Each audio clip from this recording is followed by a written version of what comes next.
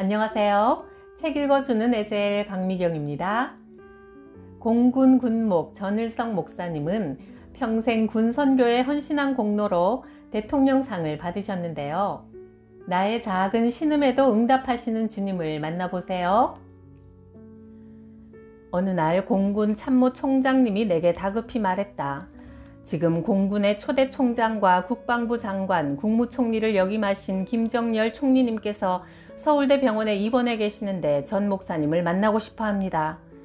내가 급히 차를 몰고 찾아가자 김정열 총리는 목사님 기다렸습니다 하며 반가워했다. 그는 비록 환자였지만 여전히 상대방을 압도할 만큼 위풍당당한 군인의 모습을 잃지 않고 있었다. 그는 기독교인이 아니었는데 세상 명예 권력 다 가진 분이 지금 죽음 앞에서 목사를 찾는 것은 분명 하나님의 인도하심이라는 생각이 들어 나는 그에게 담대하게 복음을 전했다. 김정열 총리님께서는 세상에서 부귀영화를 다 누리셨지만 예수님을 믿지 않으심으로 만일 돌아가시면 지옥에 갈 수밖에 없습니다. 아무리 이 세상에서 높은 지위에 있었더라도 사람이 죽으면 반드시 하나님의 심판을 받게 됩니다. 인간의 죄를 대신 지고 십자가에서 죽으셨다가 부활하신 예수님을 구원자로 믿고 죽으면 하나님의 자녀가 되는 특권을 얻어 천국에 가지만 예수님을 거부하면 영원한 형벌이 있는 지옥으로 가야 합니다. 지금 이 시간 예수 그리스도를 나의 구주로 믿고 영접하십시오. 그러면 죄 없는 자로 인정되어 영생을 얻을 수 있습니다. 김정열 총리는 내 이야기를 진지하게 듣더니 아주 밝은 목소리로 말했다. 예수님을 나의 구원자로 영접합니다. 병상에서 그분의 아내와 자녀들이 함께 감사 예배를 드리며 감격의 눈물을 흘렸다. 그는 병상에서 세례받고 매일 성경을 읽으며 기도 생활을 하다가 곧 하나님의 품에 안겼다. 공군장으로 장례식을 거행할 때 전직 대통령들도 참석한 자리에서 나는 열정적으로 설교했다. 김정열 총리께서는 예수님을 구주로 영접하여 죽음을 정복한 위대한 장군이십니다. 지금 이 시간 참석한 여러분도 예수님을 구주로 영접하면 천국에서 영생할 것이고 그렇지 않으면 죽어서 지옥에 갈 것입니다. 한 영혼이 구원받음으로 그 가족뿐 아니라 주위의 많은 사람들이 하나님께로 돌아오는 놀라운 구원의 역사가 일어났다. 1980년 공군 본부교회 담임 목사 때였다. 나는 매주일 오전 9시에 본부 내에 있는 군 교도소 강당에서 수감자들을 위한 예배를 인도했다. 어느 주일 아침 앞줄에 수갑을 찬 수감자 한 명이 양쪽 헌병 근무자 사이에서 예배를 드리는 동안 한 번도 머리를 들지 않고 계속 고개를 숙인 채 바닥만 바라보고 있었다. 예배 후 그가 누구인지 물어보니 얼마 전 총기를 소지한 채 탈영하여 서울의 모 호텔에서 몇 사람을 쏴 죽인 사형수 박일병이었다. 나는 그가 젊은 나이에 덧없이 인생을 마칠 것을 생각하니 그 영혼이 너무나 불쌍하고 안타까워 자주 시간을 내어 찾아가 성경 말씀을 들려주었다. 박일병은 예배 드릴 때마다 기쁜 얼굴로 찬송을 따라 부르고 말씀의 은혜를 받기 시작했다. 어느 날 기도 중 성령님께서 박일병에게 세례를 주라는 감동을 주셨다. 나는 주일 오후 박일병의 가족과 동료들 그리고 본부교회 성도들과 함께 세례식을 거행하며 그에게 물었다. 예수님은 누구입니까? 나를 죽을 죄에서 구원해 주신 하나님의 아들이요 구세주입니다. 박일병이 또박또박 대답했다. 당신은 구원 받았습니까?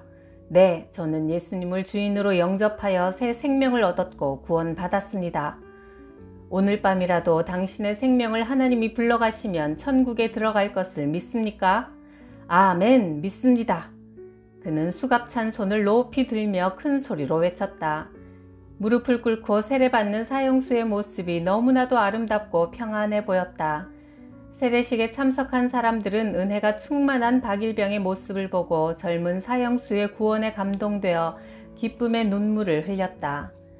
박일병은 자청하여 특송을 하고 싶다고 했다. 그는 수갑찬 손으로 찬송가를 들고 힘차게 찬송을 불렀다. 내 죄 사함 받고서 예수를 안 뒤 나의 모든 것 다 변했네. 지금 내가 가는 길 천국길이요 주의 피로 내 죄를 씻었네. 박일병은 매주 예배 시간마다 앞에 나와서 하나님께 찬송을 드렸다. 그는 이제 얼마 남지 않은 인생길에서 자신의 죄를 속죄하는 마음으로 찬송만 부르다가 하나님 앞에 가고 싶다고 했다. 하나님은 찬송하는 자에게 은혜를 베푸시고 기적을 행하신다. 당시 공군 참모 윤자중 총장님은 사형수 박일병이 군목으로부터 세례를 받은 후 새 사람으로 변화가 되어 신앙생활 잘하고 늘 전도하고 찬송 부르며 많은 교도소 동료들에게 은혜를 끼치고 있다는 것을 보고받았다. 참모 총장님은 그 보고에 감동을 받아 박일병을 사형해서 무기로 형을 감하여 주는 특별 사면을 내려주셨다. 하나님의 은혜로 박일병은 살아났고 그가 잠잘 때나 밥을 먹을 때나 심지어 화장실에 갈 때도 손을 묶고 있던 쇠사슬도 풀어졌다. 그 뒤로도 그는 구원의 감격을 잊지 않고 교도소 안에서 전도왕이 되었고 형이 점점 더 감해져 10년의 형을 마치고 지금은 신학교에 들어갔다. 군목들도 다른 군인들처럼 근무지를 자주 옮기다 보니 아이들이 전학이 잦아 힘들어하여 이번에는 꼭 서울 본부로 발령을 받아야겠다는 생각으로 간절하게 하나님께 매달리며 기도드렸다. 1986년 1월 1일, 2, 3일 휴무에 나는 아내와 부대 근교 기도원을 찾아 금식 기도를 했다. 3일 금식 기도를 마치고 집으로 돌아온 뒤 1월 20일 본부 군종감실로 발령이 났다는 전화를 받았다. 지금은 발령이 나는 시기도 아닌데 하나님께서 기도에 놀랍게 응답하셨다. 1989년 육해공군 본부가 서울에서 계룡산으로 이전했다. 부대 안에는 교회, 성당, 법당이 나란히 세워졌다. 계룡산은 충남 제1의 명산으로 능선이 닭의 벼슬 머리에 쓴 용의 모습을 닮았다고 하여 계룡산이라는 이름으로 불린다. 계룡산은 신비스러운 곳이라 하여 예로부터 무속인과 도사들이 모여 굿을 통해 악령을 부르거나 기도를 통해 귀신을 만나거나 연부를 통해 소원을 비는 등 온갖 잡신 우상들이 총집합된 곳이었다. 당시 나는 본부교회의 담임 군목이었는데 부대 내에서 차량 사고, 각종 인사 병기 사고들이 자주 일어났고 군인 가족들이 각종 질병에 시달리는 일이 줄줄이 생겼다. 사람들은 자고 일어나면 머리가 상쾌하지 못하고 무겁다며 우상이 득실거리는 곳이라 터가 강하다고들 했다. 나는 이런 상황일수록 성도들이 함께 모여 기도하고 성령 충만함을 받아야 함을 깨닫고 10월에 천국잔치 부흥회를 열었다. 1700명 장병과 가족들이 모여 교회가 성도들로 가득 찼다. 하나님의 전신갑주를 입으라는 제목으로 복음을 전했다. 우리는 이 나라를 지키는 군인인 동시에 하늘나라의 영적 전쟁을 수행하는 하나님의 군사들입니다. 사탄과의 치열한 싸움에서 승리하기 위해서는 마귀의 일을 멸하러 오신 하나님의 아들 예수 그리스도를 우리의 대장으로 주인으로 모시고 그 이름의 권세와 보혈의 능력을 의지해야 합니다. 우리 죄를 대신 지고 십자가에서 죽으셨다가 부활하신 예수님을 믿고 의지할 때 마귀가 가져다주는 질병, 사고, 가난과 모든 문제가 떠나가고 하나님의 자녀된 풍성한 복을 누릴 수 있습니다. 매일 깨어 기도하며 말씀의 검을 들고 구원의 투구를 쓰고 믿음의 방패를 가지고 담대히 나아갑시다. 많은 성도들이 설교의 은혜를 받아 회개하는 역사가 일어나고 병을 치유받는 체험을 하여 감격의 눈물을 흘렸다. 새벽 집회에도 1500명이 모여 본부의 교통이 마비될 지경이라 헌병들이 교통정리를 하기도 했다. 부흥회가 끝난 뒤에도 본부교회 새벽기도회는 매일 부흥회가 열리는 것처럼 성령의 은혜로 충만했다. 육군 참모총장 김진영 장로님과 공군 참모총장 이양호 장로님도 앞자리에 앉아 뜨겁게 박수치며 하나님을 찬양했다. 하나님께서 창조하신 아름다운 계룡산에 악령의 세력들이 물러가고 하나님의 말씀과 찬양이 울려 퍼지는 그리스도의 계절이 온 것이다. 어느 날 군종감실 법당의 백법사가 웃으며 말했다. 군목님, 법당에도 오셔서 부흥회를 해주세요. 우리 법당은 지금 파리만 날리고 있습니다. 군인들이 이렇게 신앙으로 무장하자 각종 사고가 줄어들어 부대를 지휘, 관리, 운영, 통솔하는 데 큰 유익이 되었다. 아버지는 경기도 포천군에 있는 변전소 책임자였는데 6.25 전쟁이 일어나자 어느 날 북한군이 우리 부모님을 어디론가 끌고 갔다. 동네 강변 모래사장에 온몸을 묶고 눈을 가린 채 세워놓고는 마구 총을 쏘기 시작했다. 부모님은 그렇게 우리 남매가 보는 앞에서 북한 군들에게 총살을 당했다. 부모님의 옷이 붉은 핏빛으로 물들어 힘없이 쓰러지던 모습이 지금도 생생한 기억으로 남아있다. 우리 남매는 강경에 있는 금강 에린원으로 보내졌다. 믿음 좋은 임도래 원장님은 아침마다 예배를 드리고 성경 말씀을 가르치며 우리 고아들을 위해 기도해 주셨다. 나도 믿음이 자라기 시작해 예수님이 기뻐하시는 생활을 하려고 노력했다. 중학교 2학년 담임선생님이 매주 토요일마다 나를 집에 불러 맛있는 음식을 먹여주시며 도와주셨는데 어느 토요일 선생님이 말했다. 을성이는 착하고 똑똑하니까 미래에 훌륭한 사람이 될 거야. 우리 오늘 재미삼아 점 보러 갈까? 나는 선생님 손에 이끌려 얼떨결에 점쟁이 집으로 들어가게 되었다. 점쟁이는 밥상 위에 쌀알을 쫙 깔아놓고는 나를 찬찬히 보더니 이런 말을 했다. 이 학생은 누가 도와주고 있구먼. 세 사람이 하나가 되어 도와주고 있어. 이 학생은 이런 데 오면 안 되니 얼른 데리고 가. 집으로 돌아오는 길에 선생님이 물었다. 을성아, 세 사람이 너를 도와준다는데 누구니? 나도 그땐 누구일까 궁금했는데 오랜 후에야 깨닫게 되었다. 나를 도와주고 있는 세 분은 성부 하나님, 성자 하나님, 성령 하나님으로 나를 세상 끝날까지 떠나지 않고 동행하시며 지켜주시고 인도해 주심을 확실히 알게 되었다. 귀신도 이 사실을 알고 떨려서 급히 나를 내보낸 것이다. 고등학교를 졸업하면 고아원을 떠나야 하는 규정이 있다. 고등학교 3학년 때 담임선생님이 나를 불러 말했다. 을성아, 좋은 일 있어. 전매청 한국담배공사에서 졸업생 중에 성적이 우수하고 성품이 바른 모범 학생을 추천해달라는 요청이 왔는데 오늘 교장선생님이 너를 학교 추천 대상자로 선정하여 추천서를 써주기로 하셨단다. 졸업하자마자 취직하게 되었다는 사실이 전교에 퍼지자 많은 학생들이 나를 부러워했다. 그러나 나는 마음이 불편했다. 내 인생에서 가지게 되는 첫 직업이 담배 파는 일이라니 이건 아닌 것 같은데. 전매청에 들어가면 담배도 배워 피우게 될 것이고 그러다가 하나님까지 멀리하게 될 것 같은 생각이 떠나지 않았다.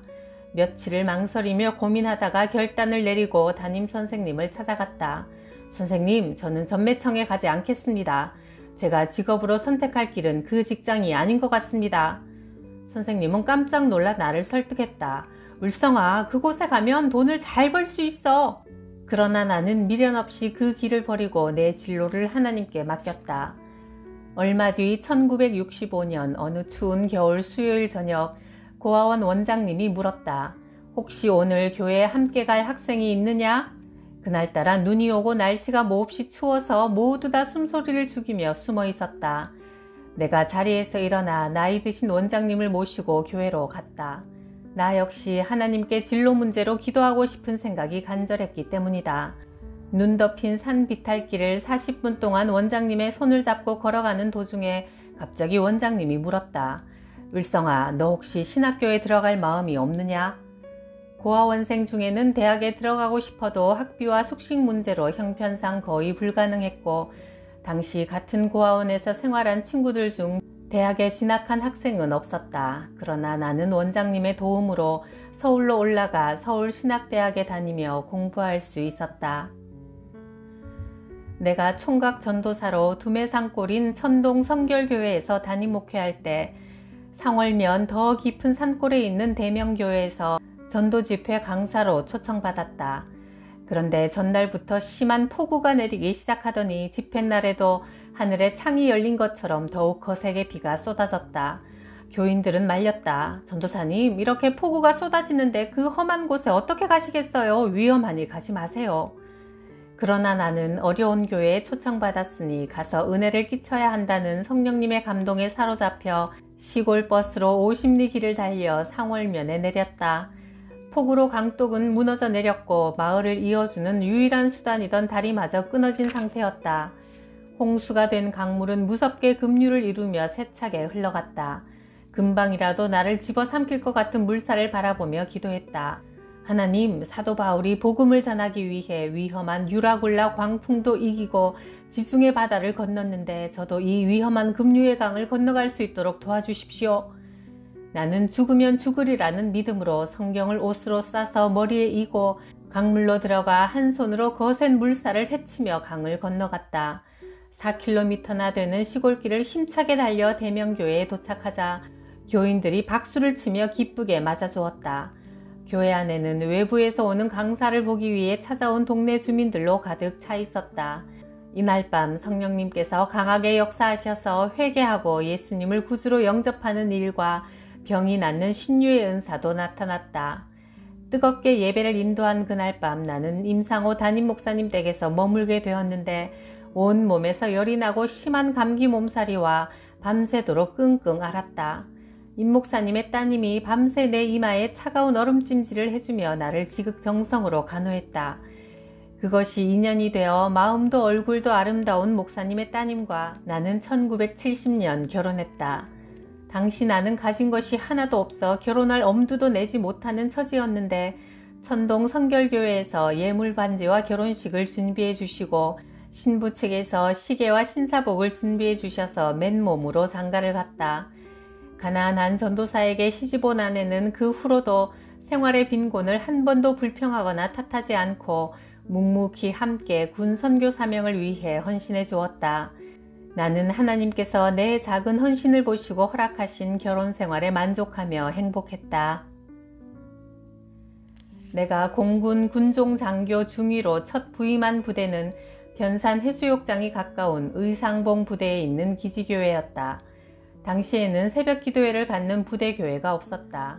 내가 새벽 기도회를 만들어 시작하자 생각 외로 많은 부대 장병들과 관사의 가족들이 교회로 모여 기도드리며 하나님의 은혜를 사모하기 시작했다. 그러자 타종교인들로부터 불평과 핍박이 들어왔다. 새로 부임한 군목이 새벽부터 병사들이 설치고 다니게 만들어 다른 군인들도 잠을 못 자니 새벽 기도회를 중지시켜 달라는 내용의 투서를 군종감에게 보냈다. 당시 군종감이던 천주교 신부님은 즉각 새벽 기도회를 중지하라는 지시 공문을 하달했다. 군대는 명령에 살고 명령에 죽는 곳이지만 나는 군종감님을 찾아뵙고 말했다. 목사가 새벽 기도회를 인도하는 것은 성직자의 본연에 마땅한 임무입니다. 만일 새벽 기도회 때문에 군복을 벗으라면 벗겠습니다. 그러자 신부님이 말했다. 전 목사, 당신이야말로 진짜 목사야. 앞으로 새벽 기도회를 문제 삼지 않을 것이며 당신의 군종 생활을 적극 돕겠네. 새벽 기도회가 날마다 뜨겁게 진행되자 부대교회는 나날이 부흥했고 믿음의 장병들이 모범적인 태도로 근무하여 자살이 줄어들고 인사사고, 군기사고, 병기사고, 교통사고 등 각종 사고가 예방되어 우수부대로 표창까지 받았다. 기도하는 곳에 성령의 역사가 강하게 일어나고 온갖 문제가 해결되었다. 나는 1996년 미국 일리노이주 국제한인교회에서 부흥회를 인도했다. 둘째 날 밤 집회에서 나는 설교 중에 광고했다. 내일 저녁 집회에는 한 사람씩 안수기도를 해드리겠습니다. 각자 기도로 준비하시기 바랍니다. 다음 날 수요일 안수기도를 하는 중에 미국인 청년 밥이 휠체어에 앉아 순서를 기다리고 있었다. 나는 강단에서 내려가 청년 밥을 안고 단에 올라왔는데 다리가 가늘고 빈약하여 매우 가벼웠다. 그의 눈동자를 보는 순간 하나님을 사랑하고 주님을 의지하는 순수한 믿음이 느껴졌다. 성전 미문에서 구걸하던 안진뱅이를 일으키신 주님께서 이 청년을 일으켜 주실 것을 믿고 온 성도들과 함께 뜨겁게 통성기도를 했다. 밥과 나도 한마음 한몸이 되어 얼마나 힘차게 기도했던지 온 얼굴은 눈물로 범벅이 되었고 우리의 몸은 불덩어리가 되었다. 기도가 끝난 후 밥이 말했다. 목사님의 얼굴에서 저는 하나님을 보았어요. 그 주일날 밥에게 기적이 일어났다. 휠체어를 집어던지고 목발을 짚고 애인과 함께 교회에 나온 것이다. 밥은 처음부터 장애를 가지고 태어난 게 아니라 어느 날부터 병이 생겨 점점 다리를 움직이지 못하게 되었단다. 밥의 애인은 신체에 장애가 생긴 청년을 외면하고 떠났다가 후회하며 괴로워했는데 이 청년이 휠체어에서 일어났다는 소식을 듣고 달려와 회개하며 밥의 재활을 돕기로 했다. 밥은 병에서 치유받고 잃어버린 애인이 자신과 하나님의 품으로 돌아온 것을 감사하며 하나님께 영광을 돌렸다.